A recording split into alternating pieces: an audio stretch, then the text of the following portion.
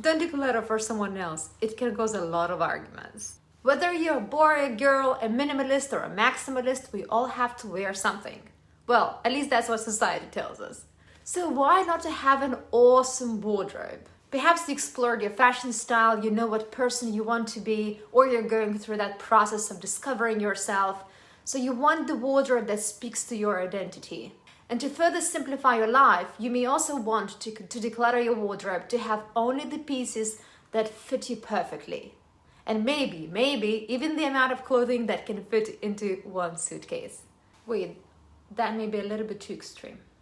Over the years, particularly through my international relocations and local house moves, I reduced my wardrobe by 75%, which is enormous for a fashion lover like me.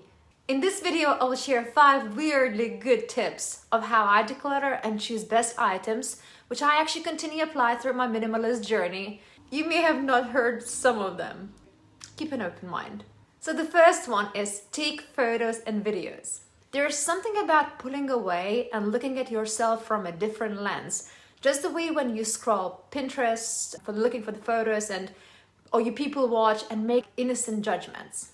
Plus, it actually can be a really fun process. So I take 2 kinds of photos. First, I pull out all my clothing into one place, just like Marie Kondo suggests, and really pull everything out. Like check all your old suitcases and your stored clothing under your bed, your partner's closet where you sneak some of your pieces in. Be honest with yourself. When you have all your clothing out, take a photo or a video and take a look at it as if you looked at someone else's wardrobe, to determine if it looks ridiculous. Do you actually need that many items? The best thing about this technique is that you can always come back to the photo or the video without having to pull all clothing out again to make further progress in your decluttering journey. And the second type of videos or photos is really for trying the clothing on. If you take a slower pace of decluttering and enjoying the process, during a coffee break, I can quickly decide which outfit looks better on me by comparing the photos or videos side by side. It removes some of the personal attachment that way and helps me to make better decisions. Oh, and my second tip is to use a color face technique. You may just wonder, what the hell is that? So let me walk you through a little bit. Often as you declutter, you separate clothing into 3 piles. Keep, throw away, and donate. And you will find clothing that you are undecided about in which category it would fall under. So use a simple technique to help you. Take those items out and in front of a mirror, take a closer look whether the color complements your skin tone or washes you out and makes you look dull. You want to keep pieces that complement you, not the other way around. The colors that really brightens up your skins and makes you stand out. So be with me 1 second, I'll show you.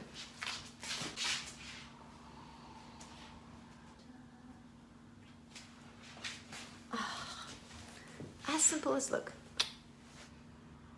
Awesome. This looks really good, isn't it?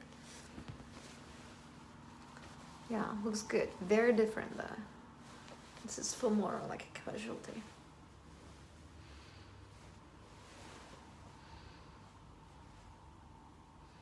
I could do this all day.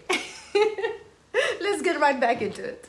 Through this stuff, actually, I've also got to learn why I'm drawn to certain clothing, even if the shape isn't perfect. The third hack is to invite an honest friend that you trust into this decluttering process. Hey, and if you cannot meet up in person, just simply have a video party. Or would you have enough courage for it?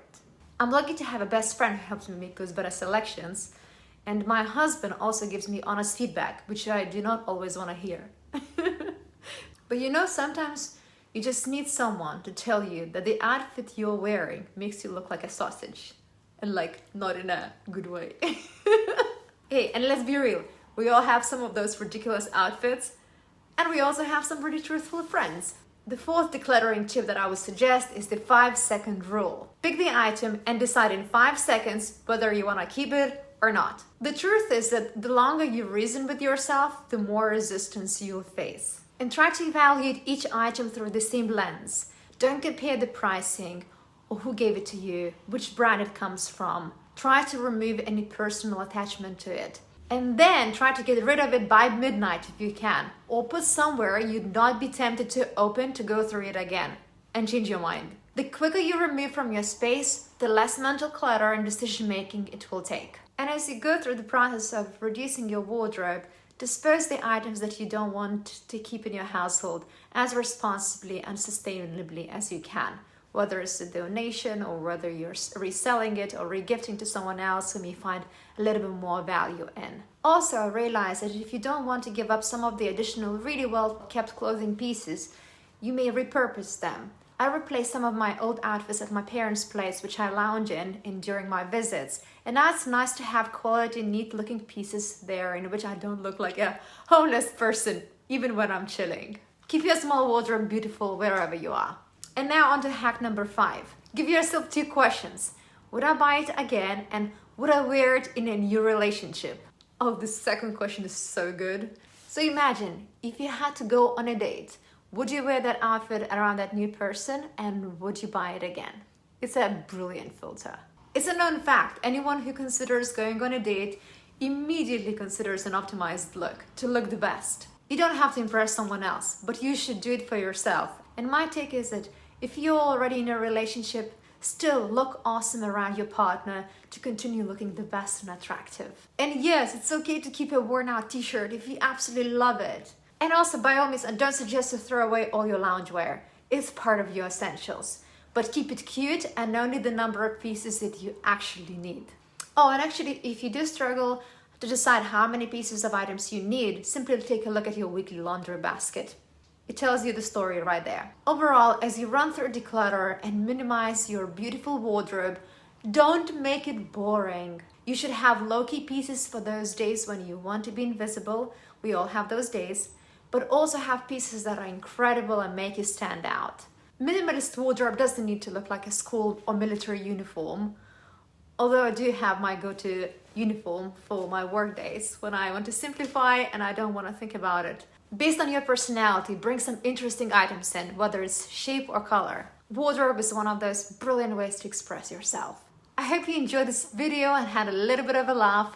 Please give this video a like and subscribe to my channel if you haven't yet, and those who did, I'm really grateful. And I will see you in the next video. I should really return this t-shirt before he sees it.